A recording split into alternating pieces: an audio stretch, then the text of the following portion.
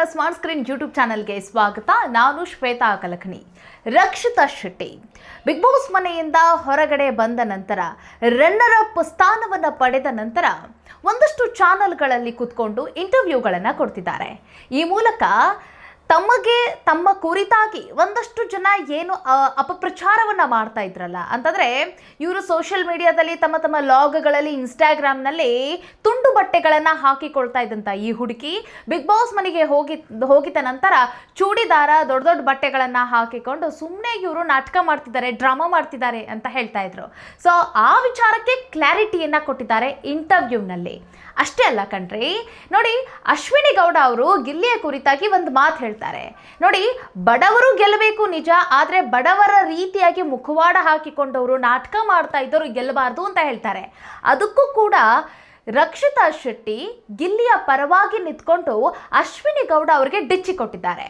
ಹಾಗಾದರೆ ರಕ್ಷಿತಾ ಶೆಟ್ಟಿ ಏನು ಮಾತಾಡಿದ್ರು ಇಂಟರ್ವ್ಯೂನಲ್ಲಿ, ಏನು ಕ್ಲಾರಿಟಿ ಕೊಟ್ಟರು, ಮತ್ತು ಅಶ್ವಿನಿ ಗೌಡ ಅವ್ರಿಗೆ ಕೊಟ್ಟಂಥ ತಿರುಗೇಟು ಏನು ನೋಡ್ತಾ ಹೋಗೋಣ. ವಿಡಿಯೋನ ಅಂತ್ಯದವರೆಗೂ ನೋಡಿ. ವಿಡಿಯೋ ಇಷ್ಟ ಆಗಿದ್ರೆ ಲೈಕ್, ಶೇರ್, ಕಾಮೆಂಟ್, ಸಬ್ಸ್ಕ್ರೈಬ್ ಮಾಡೋದನ್ನು ಮರಿಬೇಡಿ. ಮೊದಲೇದಾಗಿ ಅಶ್ವಿನಿ ಗೌಡ ಅವರು ಆ ಬಿಗ್ ಬಾಸ್ ಮನೆಯ ಆ ಜರ್ನಿ ಮುಗಿತಲ್ಲ, ಅವತ್ತಿನ ದಿನ ಅವತ್ತೇನು ವಿನ್ನರ್ ಅನೌನ್ಸ್ಮೆಂಟ್ ಆಯ್ತಲ್ಲ, ಸೊ ಇದು ನನ್ನ ವೈಯಕ್ತಿಕ ವಿಚಾರ. ಅಲ್ಲಿವರೆಗೂ ಕೂಡ ಅಶ್ವಿನಿ ಗೌಡ ಅವರು ಸರಿಯಾಗೇ ಇದ್ದರು. ಅವರು ಅಂತಂದರೆ ಬಿಗ್ ಬಾಸ್ ಮನೆಯ ಜರ್ನಿಯ ಬಗ್ಗೆ ಅವರಿಗೆ ತುಂಬ ಅಪಾರವಾದಂಥ ಪ್ರೀತಿ ಇತ್ತು, ಗೌರವ ಇತ್ತು. ಇಲ್ಲಿವರೆಗೂ ಅವ್ರು ನಡೆದುಕೊಂಡು ಬಂದಂತಹ ಮತ್ತು ಅವರ ಜೀವನದಲ್ಲಿ ಆದಂಥ ಬದಲಾವಣೆ ಅದೆಲ್ಲದರ ಬಗ್ಗೆ ಕೂಡ ಒಂದು ರೆಸ್ಪೆಕ್ಟ್ ಅನ್ನೋದಿತ್ತು. ಹಾಗಾಗಿ ಬಿಗ್ ಬಾಸ್ಗೆ ಅವರು ತಲೆಬಾಗಿದ್ರು. ಅದನ್ನು ಅವರ ಮಾತುಗಳಲ್ಲಿ ನಾವು ಕಂಡುಕೊಂಡಿದ್ವಿ. ಸೊ ಅವ್ರಿಗೆ ಏನು ಸೆಕೆಂಡ್ ರನ್ನರ್ ಅಪ್ ಅಂತ ಹೇಳಿ ಜನ ಕೊಟ್ಟಂತಹ ರಿಸಲ್ಟ್, ಅದು ಜನಗಳ ಓಟಿನ ಆಧಾರದ ಮೇಲೆ ನಾವು ವಿನ್ನರ್ ಸ್ಥಾನ ಮತ್ತು first runner up, second runner up ಅಂತ ಹೇಳಿ ಅನೌನ್ಸ್ ಮಾಡಿದ್ವಿ ಅಂತ ಹೇಳ್ತಾರಲ್ಲ, ಅದರ ಆಧಾರದ ಮೇಲೆ ಹೇಳ್ತಾ ಹೋದರೆ ಜನ ಕೊಟ್ಟಂತಹ ರಿಸಲ್ಟ್ ಸೆಕೆಂಡ್ ರನ್ನರ್ ಅಪ್ ಅಂತ ಹೇಳಿ ಅಶ್ವಿನಿ ಗೌಡ ಅವ್ರಿಗೆ ತುಂಬ ಕಳಪೆ ಅಂತ ಹೇಳಿ ಅವ್ರಿಗೂ ಯಾವುದೋ ಒಂದು ಸ್ಥಾನ ಕೊಟ್ಟಿಲ್ಲ, ಸೆಕೆಂಡ್ ರನ್ನರ್ ಅಪ್ ಅಂತ ಕೊಟ್ಟಿದ್ದಾರೆ ಅಂತಂದರೆ ಅವ್ರಿಗೆ ತುಂಬ ಖುಷಿ ಇರಬೇಕು, ಅದರ ಬಗ್ಗೆ ತುಂಬ ಗೌರವ ಇರಬೇಕು. ಅಲ್ಲಿವರೆಗೂ ಸುಮ್ಮನೆ ಇದ್ದಂತಹ ಅಶ್ವಿನಿ ಗೌಡ ಯಾರಿಗೂ ಗೆದ್ರು ಕೂಡ ಅವರು ಡಿಸರ್ವ್ ಇದ್ದಾರೆ, ಖುಷಿ ಇದೆ ಅಂತ ನಗನಗ್ತಾ ಹೇಳ್ಕೊಂಡು ಬಂದಂತಹ ಅಶ್ವಿನಿ ಗೌಡ ಇಂಟರ್ವ್ಯೂಗಳಲ್ಲಿ ಅದ್ಯಾರು ಇವ್ರ ತಲೆಗೆ ತುಂಬಿದ್ರೋ ಏನೋ, ಅದ್ಯಾರು ಇವರ ಮನಸ್ಥಿತಿನ ಚೇಂಜ್ ಮಾಡಿದ್ರೋ ಏನೋ ಗೊತ್ತಿಲ್ಲ, ಇವರು ಸಡನ್ನಾಗಿ ರಿವರ್ಸ್ ಹೊಡಿತಾ ಇದ್ದಾರೆ. ಬಡವರ ಮಕ್ಕಳು ಗೆಲ್ಲಬೇಕೇ ವಿನಃ, ಆದರೆ ಬಡವರ ರೀತಿ ಮುಖವಾಡ ಹಾಕಿಕೊಂಡವರು, ನಾಟಕ ಮಾಡುವವರು ಗೆಲ್ಲಬಾರದು ಅಂತ ಹೇಳಿ ಈ ಸ್ಟೇಟ್ಮೆಂಟನ್ನು ಕೊಟ್ಟಿದ್ದಾರೆ. ಇದು ಸಾಕಷ್ಟು ವೈರಲ್ ಆಗ್ತಾ ಇದೆ. ಸೊ ಇದರ ಕುರಿತಾಗಿ ರಕ್ಷಿತಾ ಶೆಟ್ಟಿ ಕುಂತಹ ಒಂದು ಇಂಟರ್ವ್ಯೂನಲ್ಲಿ ಒಬ್ಬರು ಆ್ಯಂಕರ್ ಅವ್ರಿಗೆ ಒಂದು ಪ್ರಶ್ನೆ ಮಾಡ್ತಾರೆ. ಸೊ ಇಲ್ಲಿ ಗಿಲ್ಲಿ ಬಡವರ ಮಕ್ಕಳು ಅಂತ ಹೇಳಿ ಗೆದ್ರ ಅಥವಾ ಮುಖವಾಡ ಹಾಕಿಕೊಂಡಿದ್ದಾರಾ, ನಾಟಕ ಆಡ್ತಿದ್ದಾರಾ ಅಂತ ಕೇಳ್ತಾರೆ. ಅವರು ಬಡವರ ಮಕ್ಕಳು, ನಾಟಕ ಅದೆಲ್ಲದಕ್ಕಿಂತ ಹೆಚ್ಚಾಗಿ ಹೀಸ್ ಅ ಡಿಸರ್ವ್. ಯಾಕಂತಂದರೆ ಪ್ರತಿದಿನ ಪ್ರತಿ ಕ್ಷಣ ಅವರು ನಗಿಸ್ತಾನೇ ಇದ್ದರು, ಎಂಟರ್ಟೈನ್ ಮಾಡ್ತಾ ಇದ್ರು. ಟ್ರೂ ಎಂಟರ್ಟೈನರ್ ಅವರು. ಒಂದು ರೀತಿ ಬಿಗ್ ಬಾಸ್ ಸೀಸನ್ನ ಕಂಪ್ಲೀಟ್ ಎಂಗೇಜಿವ್ ಆಗಿ ಇಡ್ತಾ ಇದ್ರು. ಸೊ ನಾನು ಬಿಗ್ ಬಾಸ್ ಮನೇಲಿ ಅಷ್ಟೆಲ್ಲ ಖುಷಿಯಾಗಿ ಇದ್ದೀನಿ, ನಾನು ಎಷ್ಟೇ ನನಗೆ ಕಷ್ಟ ಬಂದರೂ, ನಾನು ಎಷ್ಟೇ ನನಗೆ ಒಂದು ಮೂಡ್ ಸ್ವಿಂಗ್ಸ್ ಆದ್ರೂ ಸಹಿತ ನಾನು ಬಿಗ್ ಬಾಸ್ ಮನೆಯಲ್ಲಿದ್ದಾಗ 97% ನಕ್ಕಿದ್ದೀನಿ ಅಂತಂದರೆ ಅದಕ್ಕೆ ಗಿಲ್ಲಿನೇ ಕಾರಣ. ಅಷ್ಟೊಂದು ನಗಿಸುವಂತಹ ಆ ಹುಡುಗ ಅವರು ತಮ್ಮ ಬಡತನ ಆಗಿರಲಿ, ಶ್ರೀಮಂತಿಕೆ ಆಗಲಿ, ಅದು ಯಾವುದರಲ್ಲಿಂದನೂ ಕೂಡ ಗೆದ್ದಿಲ್ಲ, ತಮ್ಮ ಬಾಯಿ, ತಮ್ಮ ಮನಸ್ಸಿನಿಂದ ಗೆದ್ದಿದ್ದಾರೆ. ತಾವಾಡುವಂಥ ಮಾತು, ವಿವೇಚನೆಯಿಂದ ಆಡುವಂಥ ಮಾತು, ಮತ್ತು ತಮ್ಮ ಬಾಯಿಯ ಮೂಲಕ ಹೊರಡುವಂಥ ಆ ಕಾಮಿಡಿ ಮಾತುಗಳು, ಹಾಗೆ ತಮ್ಮ ಮನಸ್ಸು, ಶುದ್ಧವಾದ ಮನಸ್ಸು, ಇದೆಲ್ಲದರಿಂದ ಗಿಲ್ಲಿ ಗೆದ್ದಿದ್ದಾರೆ ಅಂತ ಹೇಳಿ ಇಲ್ಲಿ ರಕ್ಷಿತಾ ಶೆಟ್ಟಿ ಒಂದು ಮಾತನ್ನು ಹೇಳ್ತಾರೆ. ಸೊ ಅದರ ಅರ್ಥ ಶುದ್ಧವಾದ ಮಾತು ಮತ್ತು ಅವರ ಮನಸ್ಸು ಅಂತಂತಂದರೆ ಇಲ್ಲಿ ಅಶ್ವಿನಿ ಗೌಡ ಅವರು ನಿಮಗೆ ಗೊತ್ತು ಎಲ್ಲೆಲ್ಲಿ ಅವರು ನಾಲಿಗೆನ ಹರಿಬಿಟ್ಟಿದ್ದಾರೆ ಅಂತ ಹೇಳಿ. ಕೊಚ್ಚೆ ಅಂತ ಪದವನ್ನು ಬಳಸಿದ್ದಾರೆ, ಉಚ್ಚೆ ಅಂತ ಹೇಳಿ ಪದವನ್ನು ಬಳಸಿದ್ದಾರೆ, ಮತ್ತು ಇನ್ನೊಂದು ಕಡೆಗೆ ಕಚ್ಚಡ ಅಂತ ಬಳಸ್ತಾರೆ ಅವರು. ಹೀಗೆ ಸಾಕಷ್ಟು ಪದಗಳನ್ನು ಬಳಸಿದ್ದಾರೆ. ಮತ್ತು ರಕ್ಷಿತಾ ಶೆಟ್ಟಿನೇ ಬಿಟ್ಟಿಲ್ಲ, ಅವರು ಅಮಾವಾಸ್ಯೆ ಅಂತ ಹೇಳ್ತಾರೆ. ಅವರು ಕಪ್ಪಾಗಿರೋ ಕಾರಣಕ್ಕಾಗಿ ರಕ್ಷಿತಾ ಶೆಟ್ಟಿನ ಅಮಾವಾಸ್ಯೆ ಅಂತ ಹೇಳಿದ್ದಾರೆ, ಇಡಿಯಟ್ ಅಂತ ಹೇಳಿದ್ದಾರೆ, ಎಸ್ ಕ್ಯಾಟಗರಿ ಅಂತ ಹೇಳಿದ್ದಾರೆ. ಹೀಗೆ ಇವರು ಮಾತುಗಳನ್ನು ನಾವು ಲಿಸ್ಟ್ ಮಾಡ್ತಾ ಹೋದರೆ ತುಂಬ ಇದೆ, ಅದನ್ನೆಲ್ಲ ಲಿಸ್ಟ್ ಮಾಡ್ಕೊಂಡು ಕೂತ್ಕೊಳ್ಳೋಕ್ಕೆ ಟೈಮ್ ಇಲ್ಲ.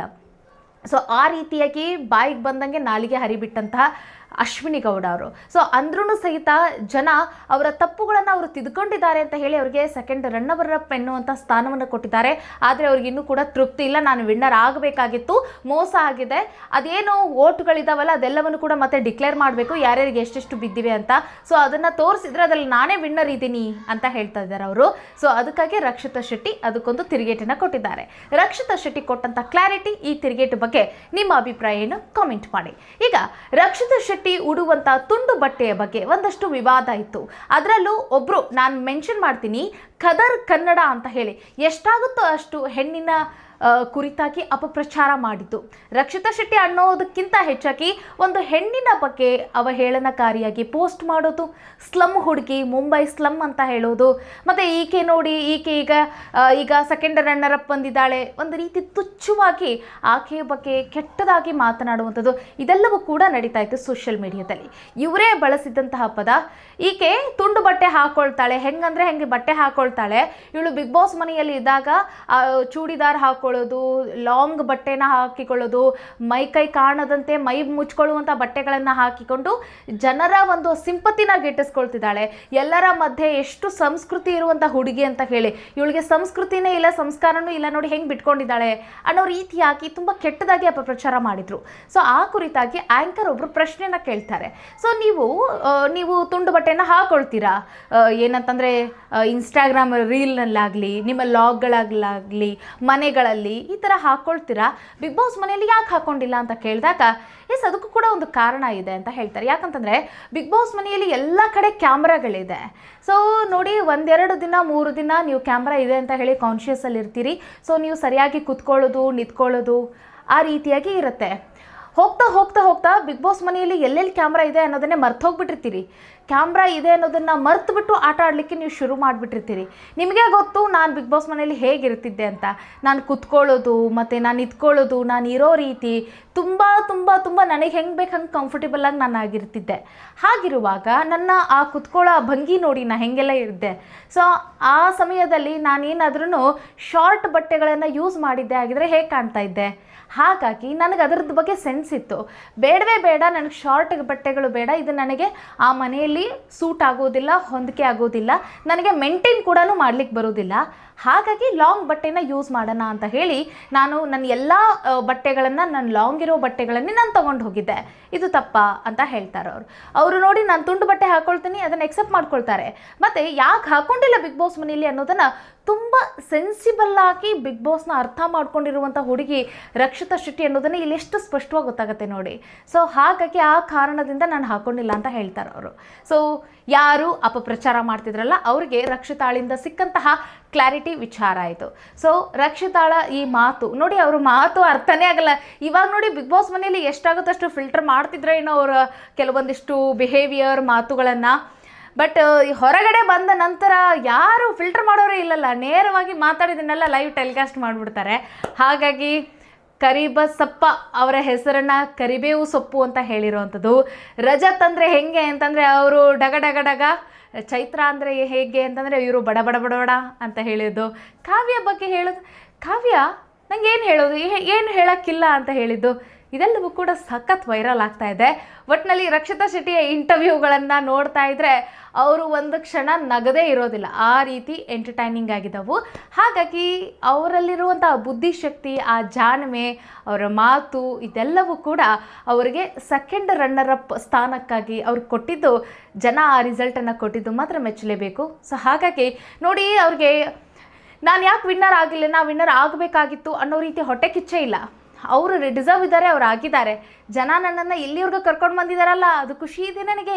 ನಾನು ಯಾವುದೋ ಒಂದು ಕರ್ನಾಟಕದ ಮೂಲೆಯಲ್ಲಿದ್ದವಳು, ನನ್ನನ್ನು ಜನ ಗುರುತಿಸಿ ಬಿಗ್ ಬಾಸ್ ನನಗೊಂದು ಆಫರ್ ಕೊಟ್ಟು ಇವತ್ತು ಎಲ್ಲರೂ ನನ್ನನ್ನು ಗುರುತಿಸ್ತಿದ್ದಾರೆ ಅಂತಂದರೆ ಇದಕ್ಕಿಂತ ದೊಡ್ಡ ಖುಷಿ ಬೇಕಾ?